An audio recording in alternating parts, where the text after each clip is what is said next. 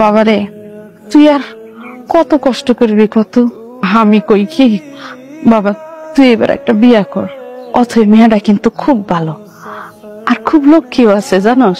মা তুমি কি যে বলো না, তোমার এই কম বেতন পাওয়া ছেলেকে কে বিয়ে করবে শুনি? হ্যাঁ, আমার তো মাঝে মাঝে মনে হয় গরিব ঘরের মেয়েরা আমাকে বিয়ে করবে না।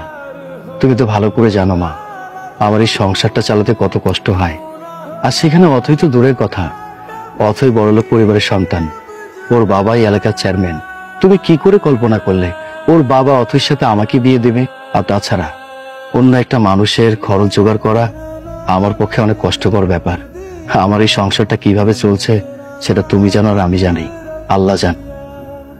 মা আসতে পারি? মা কইয়াও ডাকতাছো, আবার আসার জন্য অনুমতিও চাইতাছো। আসো মা আসো, এতক্ষণ তো সাগরের সাথে তোরে নিয়ে কথা হইতাছিল। আমাকে নিয়ে আমি আবার কি করলাম মা? তুই কিছু করস নাই, তবে আমার এই মায়ার রে আর কত আমি দূরে রাখবো। এইবার তোরে আমি আমার বাসায় স্থায়ী ভাবে আননের ব্যবস্থা করতেছি, সেই ব্যাপারেই কথা কইতাছিলাম সাগরের সঙ্গে। দাঁড়াও, কোথায় গিয়েছিলে? বাবা তুমি তো জানো সাগরের মা অনেক অসুস্থ, ওনাকে দেখার জন্য সাগরদের বাড়িতে গিয়েছিলাম। তোমাকে না আমি কতবার বারণ করেছি, হুটহাট করে তুমি ওই চাষার বাড়িতে যাবে না। সামনে তোমার বিয়ে, তারা যদি জানতে পারে ব্যাপারটা তারা কিভাবে নেবে? আমার বিয়ে মানে? এসব তুমি কি বলছো বাবা? আমি তো তোমাকে বলেছি আমি এখন কোনো বিয়ে করতে পারবো না। আর তাছাড়া বিয়ে যদি করতেই হয় তাহলে একমাত্র আমি সাগরকেই বিয়ে করব। আর এটা জানার পরেও তুমি কিভাবে আমার বিয়েটা ঠিক করলে বলো তো? তুই যেমন আমাকে বলছিস তুই সাগর ছাড়া কাউকে বিয়ে করবি না, তেমনি আমিও তোকে বলছি আমি ওই গরিবের বাচ্চার সঙ্গে তোর বিয়ে দেব না।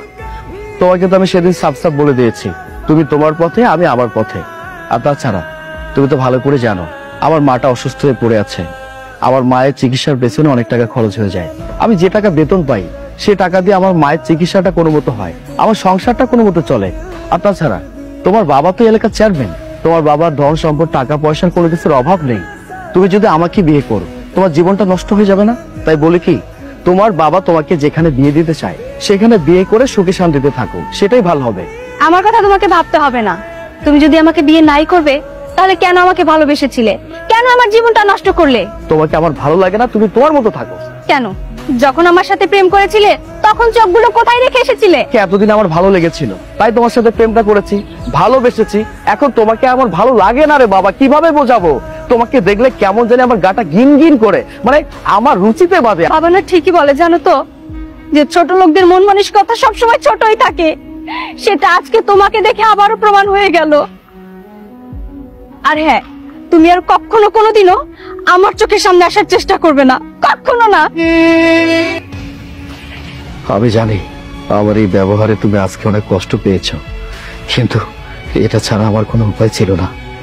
আমি যদি তোমাকে না চাইতাম তাহলে কখনো আমি আমার মাকে বাঁচাতে পারতাম না। ডক্টর, আমার মায়ের কি অবস্থা? অবস্থা বেশি একটা ভালো। আপনার মার খাদ্য নালীতে একটা সমস্যা রয়েছে, যেটা ইমার্জেন্সি অপারেশন করতে হবে। আর সেটা যদি এখন অপারেশন না করা হয় সেটা আস্তে আস্তে ক্যান্সারে পরিণত হবে। আপনার মাকে বাঁচানো আর সম্ভব হবে না। ডক্টর, যা কিছু করার প্রয়োজন আপনি ব্যবস্থা করুন। এই পৃথিবীতে আমার মা ছাড়া কেউ নেই। আমার মায়ের যদি কোনো কিছু একটা হয়ে যায় আমি নিজে বাঁচতে পারবো না। এই অবস্থায় আপনার মার অপারেশনের যত টাকা লাগবে এই টাকা আপনি ব্যবস্থা করতে পারবেন কিনা সেটা হচ্ছে বিষয়। আপনি আমাকে বলুন আমার মায়ের অপারেশনের জন্য কত টাকা দরকার? এই তো ধরুন 5 লাখ টাকা। তবে এই টাকাটা 1 সপ্তাহের মধ্যে ব্যবস্থা করতে হবে। 5 লক্ষ টাকা জোগাড় করতে হবে? আমি কি করব?